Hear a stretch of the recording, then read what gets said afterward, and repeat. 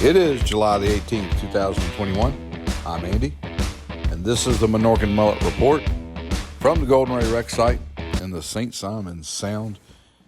And I wish we had more to report today, so this is going to just be more or less a look and see video. Debris boats were back out. We saw the Bear Cub 1 and the Bear Cub 2 out on the site again. There with some of that small boat fleet, and this is just a combination. We've got some of the crew boats here, the Bear Cubs, some of the protective or oil protection debris boats. The Cheetah was there still alongside the crane barge, and we thought we might have a chance to maybe see the VB 10,000 move, and thought that might happen today, but it was not moving while we were out on the site. Still kind of in that same position that it's been in for a while, but here it is. It's still there, and kind of getting around the wreck site today and just taking a look. We no more maintenance barges anywhere really in the environmental protection barrier. The protection barrier is closed, and I guess our next thing we should see when they get ready to move this thing, typically when they move the VB 10,000, we'll see the cranes go around to that anchor system, where the anchors that are outside of the environmental barrier, typically they have to pick up kind of that spider web of the anchoring system up out of the water to clear it from the pilings while the VB is moved back over the wreck site. We expect to kind of see that happen when we see those barges, the crane barges moving towards those anchor points off the stern section of the ship. That typically means we're getting ready to have a little movement, and that's what we'll be watching for now. And maybe we'll see the movement and then the positioning over the wreck, the rigging, and then the actual cutting start on that Section 6. We're anxious to see all that activity start. We want to get back out to the port and try to find out what's going on with Section 3. We had kind of heard that there was going to be a removal process and processing of the cars in the port of Brunswick with the this area that they've cleaned out there. We're still kind of watching to see if that happens. The equipment's there in place, but we haven't seen the actual removal of any of the vehicles from that dry dock system where Section 3 currently is sitting on there at the port. And that's one thing that we have noticed. It is a fluid operation. Things are subject to change, and so we'll see. We're kind of keeping our eyes on that to see if that process starts there in the Port of Brunswick.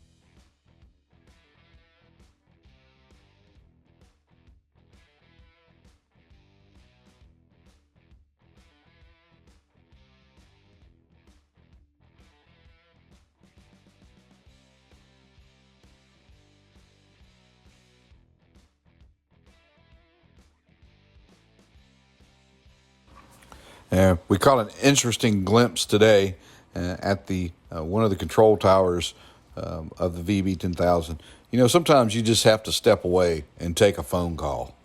And we caught this member of the crew there on the phone, and so we grabbed that. Thought that was an interesting part of the day to catch the guy, one of the guys out taking care of business right outside the control tower.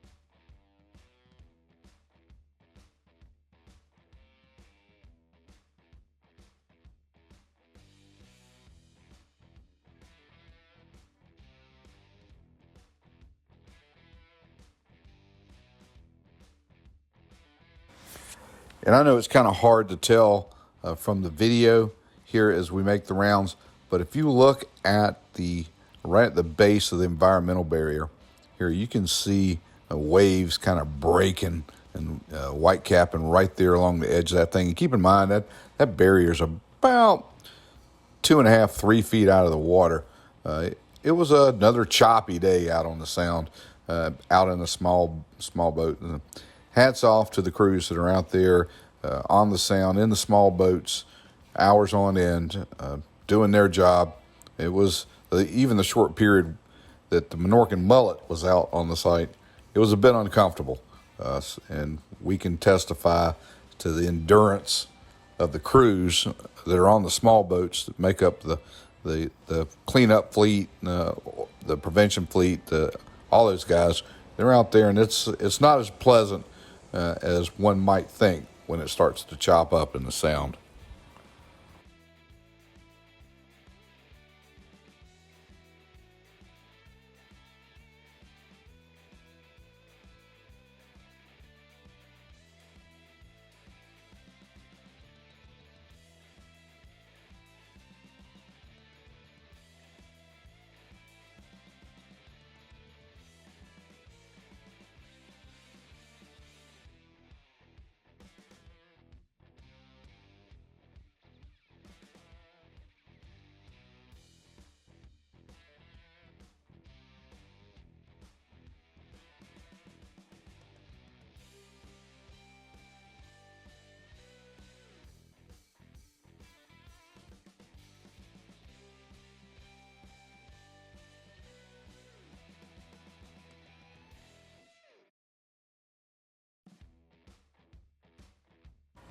Well, here we try to take a little closer look at the control tower, and interesting view, I'm sure, that they have from the top here and kind of looking out and down at the operation.